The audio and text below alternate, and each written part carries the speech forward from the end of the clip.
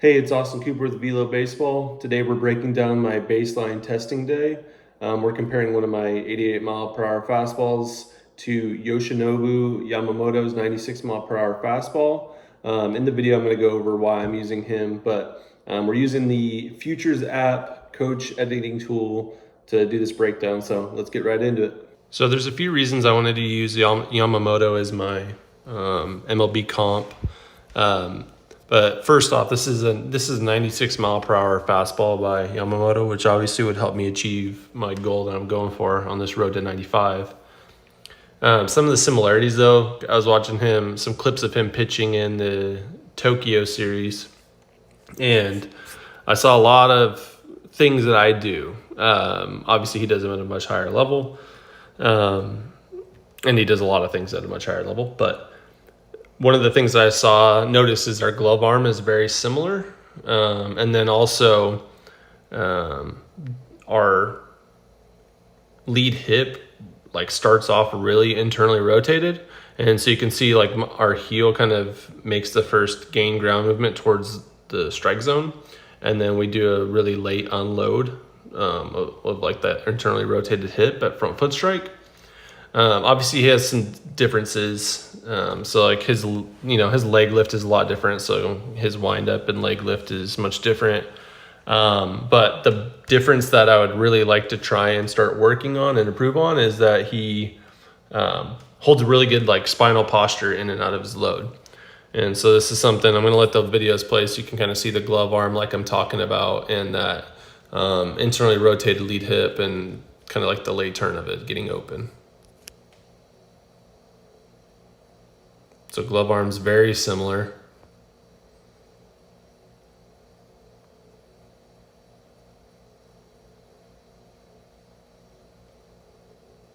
And they're a little bit off time, but you can kind of see some of the movement similarities here.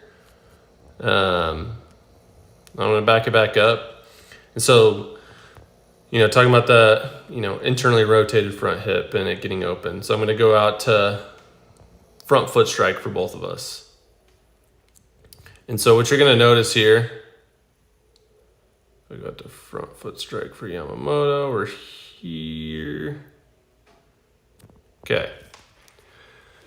So after watching video of this and comparing myself to a guy that I feel like can help me learn a lot about how my body moves and the improvements that I need to make to be able to reach the goal that I'm trying to make, at front foot strike, I see a big difference here. And so if you were to put baseball pants on me over here on the left, that belt buckle on the front of the baseball pants would be facing directly at where this camera is pointed. And then you can see the same camera angle here for Yamamoto, maybe slightly further up the line, like the third baseline. But you can see that belt buckle of his has already started to rotate and is kind of pointed at the zone at this moment. So the easy way to put this is that my pelvis is just late into front foot strike. So what that ends up being, and I'll play from here, both of the movements, but you can see, or both of the sides, you can see Yamamoto post foot strike, his lead leg blocks much earlier in the process, so he is completely blocked here and he is releasing the baseball. And when I mean block, I'm talking about the lead leg extending. And when I get to that same exact position, you can see I'm a few frames after release before I get to that same position. So basically what this means is that Yamamoto is doing a much better job of actually transferring energy up the chain and into his trunk and his throwing arm. So that's a big thing I notice, and I think that has to do with, obviously how I unload my hips, but you can see in the same position here, again, very similar. Our glove arms are very similar, but the move he makes with the lead leg to unload on time to where that energy does get transferred into the throwing arm. And you can see I'm late, my foot gets down, and then I try and make a movement here to get my pelvis and my lower half on time here.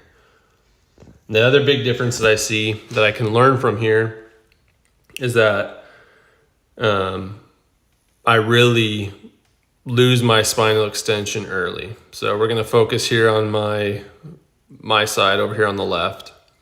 And what you're going to notice is I get into that position of spinal extension. So this is what I'm talking about here, where the chest is protruding. This is the position that helps your arm actually get into a good layback position and create arm speed. And we want to hold this position into layback, and then we get out of that position as we flex forward into release. But you can see I get out of that move or that position really early.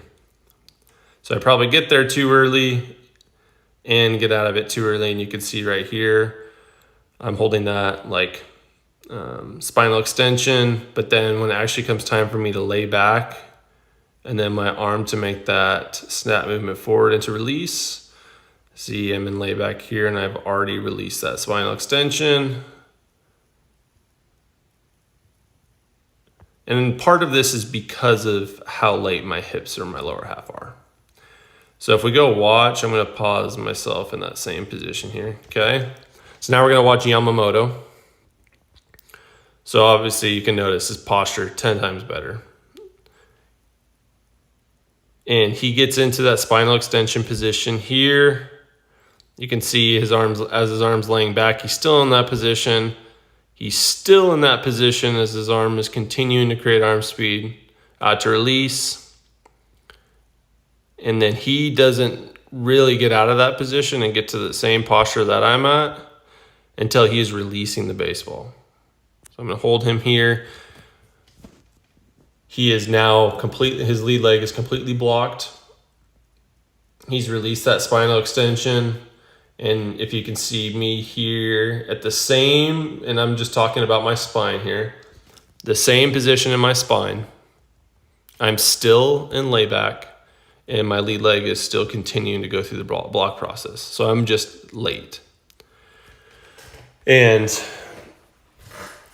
I think there's a lot for me to learn from this.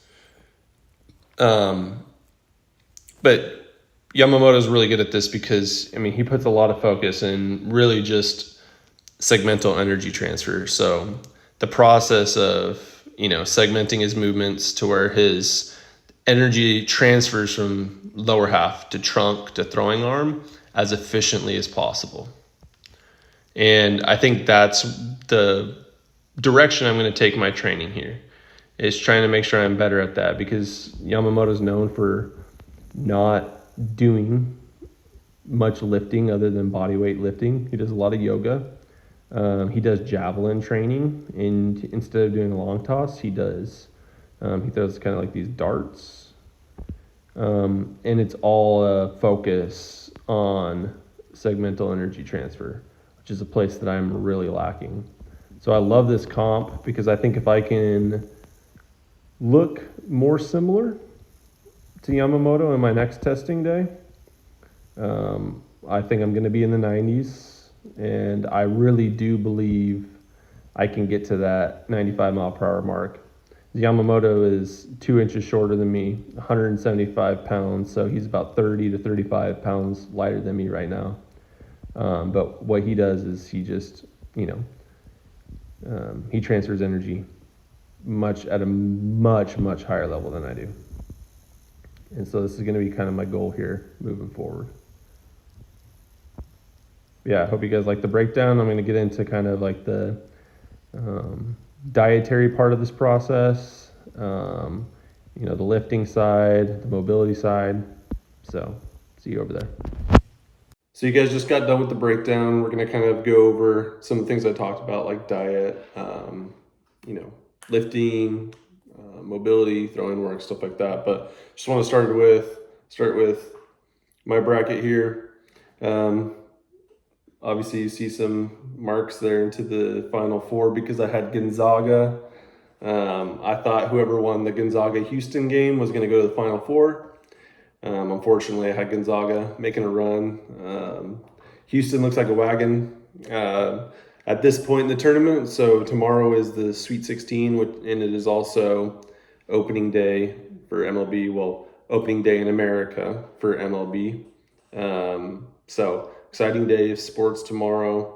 But don't make fun of my bracket because yours is probably chalk. You probably had all 1 seeds in the Final Four, so I don't even want to hear it. But getting on to the actual breakdown part of this video, I wanted to give Colton Bunny a shout out. He works for Next Level Sports Performance and Therapy here in Edmond, Oklahoma. He came in for 2 different weekends and basically did a preseason throwing assessment for all of our athletes, some guys on our teams, and also some guys that we just do lessons with here at the facility, where he kind of tested range of motion in the shoulder, both shoulders, hips, tested strength in the shoulder as well. So I hopped in on this and got some of my numbers for the purpose of this video. So we're just going to go over some of those really quick. So my right arm range of motion was at 140 degrees. I'm talking about my external rotation. Internal rotation was 65 degrees, which is kind of on the low end. The total number is not terrible. So 205 is not terrible, but could definitely improve on those. And then also my strength work, I don't know what it was tested, if it was in like pounds of force or what, but external rotation, I got 32.8. Internal rotation, which obviously should be a little bit stronger, 45.6 pounds. So that ended up being 72%. Like my external rotation force that I put was 72% of internal rotation, which is a good number, like a safe number. It doesn't show any like glaring injuries or deficiencies, but it could be better. The thing for my assessment there with Colton that was the worst was probably my range of motion in my left hip, which after watching a breakdown of my pitching delivery, I could definitely see that because my left leg does not get on time. And that's that external rotation movement, because like I talked about, my hip starts internally rotated and then it makes that external rotation movement at the last second to try and get on time, and it just doesn't. So that leads me into kind of what my focus is going to be here in lifting and mobility. So I don't have a specific workout for you guys here, like the exact program. I will show you guys that for my first few weeks of testing, what I actually do on these days, but just kind of go in general idea of what I'm gonna focus on when I'm in the gym. So deadlifting, I've always had trouble with deadlifting because I've always had lower back issues. I'm not doing deadlift for like a crazy amount of weight, but I need to do deadlifting for just functionality of my body, hamstring strength, and obviously reverse lunges as well. So that would be kind of like a lower half focus for me. Strength wise, chin up and pull up strength I really want to improve on, even if it's assisted. I just feel like I am very weak. Like I'm very strong in bench press. I bench pressed 225 pounds for 1 rep the other day. So, that movement like that, I'm really strong, but there's a lot of upper body lifts that I do, and especially anything overhead, where my shoulders feel really weak. I feel a lot of rolling in my shoulders, and just overall, I don't want to shy away from improving those. I really want to make an effort to get much stronger at all of the lifts that I'm really bad at, or I feel pain in, I feel weak in, that I've kind of been scared to do in the past. And this is part of me kind of taking more of an open-minded approach. Instead of going, I'm not going to deadlift because it hurts my back, I'm going to figure out why it's hurting my back. I'm going to fix it. And I'm going to kind of go into that a little bit later. And then kind of going on, I cannot remember who has it, but the 90 mile per hour formula, if you want to look it up, puts a lot of focus on chin up strength. And so I really want to work on that as well. Thoracic extension work, after watching the breakdown, you understand why. I really need to improve on that. So that's the spinal extension I was talking about earlier. So a lot of thoracic extension, mobility work going to be kind of added into these workouts. Lower back and core strengthening. So what I'm going to kind of double down on here is I'm going to deadlift, but I'm also going to put a really, really big effort into strengthening my lower back to make sure that the deadlifting is not something that kind of sets me back.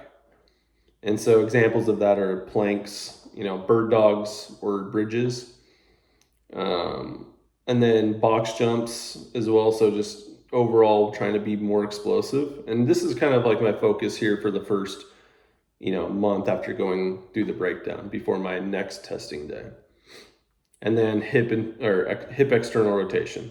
So like clamshells, like banded clamshells, pigeon pose, figure fours, stuff like that. And I can tell you right now, I can feel that. Anytime I go do lifts or I try and do any sort of stretching to get my lower half warmed up for like a lift, I can really tell that I hold a lot of tightness in my left hip, which could also be leading to that lower back pain, because that lower back pain always occurs in my left side. So not uncommon for pitchers to feel a lot of pain in the lower back, the opposite side of their throwing arm. So not uncommon. I'm just going to put a lot more effort into making sure I fix the root of the issue down there. And then yoga. So like I talked about in the video, Yamamoto does a ton of yoga work. He's known for doing body weight stuff and not necessarily lifting heavy. And I'm going to be lifting 4 times a week, and I'm probably going to do yoga as well 4 times a week, because I'm going to make my mobility and how supple my body can move. I'm going to make that a huge focus. Throwing wise, a lot of kind of what I talked about with Yamamoto and what his focus is, a lot of segmental energy transfer focus. So sequencing throws, just simple working on timing of lower half into trunk into throwing arm. Figure 8 rhythm rockers. This is going to help me as well with that same thing. But I can also add like throwing club movements with the figure 8 rhythm rockers. Posture work, I don't know exactly what drill I'm going to use yet for posture work, but then I'm also, going to add on, I'm going to call it the Yamamoto drill, but I'm basically going to go into a pitching delivery from the same way that Yamamoto does and do throws like that and just feel myself not necessarily coil or internally rotate my lead hips so much, and try and feel myself allowed to like unload my pelvis from a lot less closed off. So not have that huge coil / push forward of my hips to where I lose my stack. And I know I didn't go over that in the video, but I'm going to try and throw from a lot more neutral of the pelvis. And so the Yamamoto drill is what I'm going to call it. Never done it before, but I'm going to have fun feeling that, because I think it's also going to help me work on that spinal posture as well.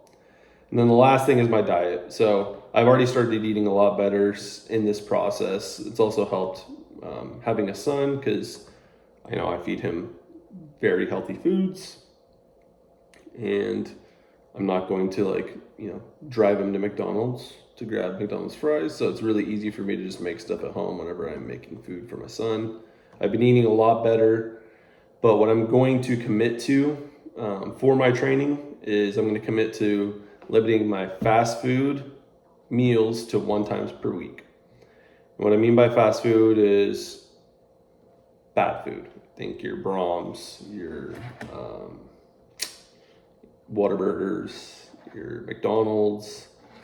I'm limiting that to 1 time per week. There are a few times there is a day in a week or a night in a week that I have a lot of work build up, or a lot of work that I have to get to. Timing with eating with my wife isn't necessarily timed up. And there will be a time where I just have to grab some food. That was like tonight with me doing all this video stuff. So limiting fast food consumption to 1 time per week, and then limiting my soda / alcohol consumption to 1 time per week. And that is combined. That means if I drink a soda, I do not like that. I'm limited to that day is when I can drink any sort of soda or any sort of alcohol. So just overall, this is kind of my first step in my diet to make sure I'm committing to this, is really limiting anything that's going to hinder. And this isn't necessarily for weight or strength or anything like that. This really just has to do with my energy level and my ability to kind of perform at, my highest output. So that is about it. That's kind of going to do it for the breakdown. So thank you guys for watching the video. I hope you guys got some insight on how to break down video and how to do that, or go through that process with yourself. And I hope you guys got some great insight on, I guess, what my process is going to be. I'm super excited for this. I feel like I've got some sort of direction now. I've got a goal to work towards, but not only a goal to work towards, but I also got I've got a vision on how I'm going to achieve that goal. And so that's got me really excited right now. But again, I hope you guys liked the video. Make sure you guys are subscribed to us. Leave us a like. If there's something we did not touch on, or I did not touch on, or anything you see that maybe could be beneficial to me, or maybe a workout you know of that touches on some of these things, leave it in the comments. We'd love to hear about it. And make sure to have notifications on so you guys can be updated with the videos that come out in the future. And more importantly, so you can be updated with this terrible bracket. All right. See you guys next time.